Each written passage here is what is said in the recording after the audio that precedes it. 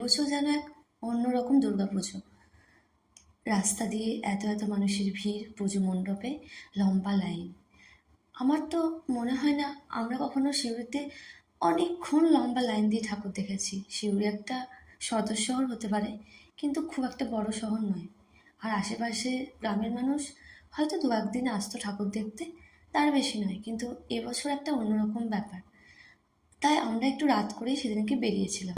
সকলে পৌঁছে গেছিলাম সিউড়ির ছয়ের পল্লী দুর্গাপুজো মণ্ডপে। তো বিশ্বাস করো, আমি বাকরুদ্ধ হয়ে গেছি যে এখানে তো বিশ্বাস করো আমি বাকরুদ্ধ হয়ে গেছি। এখানে এসে বুকটা না কেঁপে উঠল।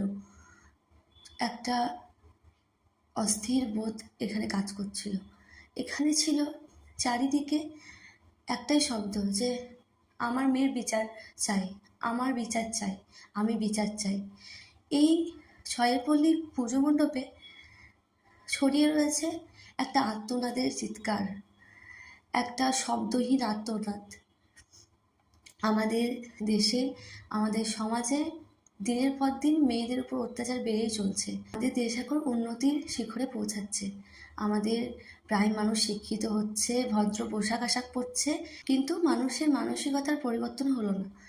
আমি ও আমার মোদি ছয়ের পল্লী পুজো মণ্ডপে প্রবেশ করে কেমন যেন একটা শব্দহীন অস্থিরতা আমাদের মনে কাজ করছিল। বাকরুদ্ধ হয়ে গেছিলাম যে মণ্ডপের চারিদিকে রয়েছে এক শব্দহীন চিৎকার, যে কি আমি বিচার চাই। এখানে ভারতবর্ষে তথা পশ্চিমবঙ্গে এত এত মেয়েদের উপর অত্যাচার হয়ে এসেছে, সেগুলো তুলে ধরা হয়েছে। মেয়েদের একটা অধিকার, একটা বিচারের ছবি এখানে তুলে ধরা হয়েছে।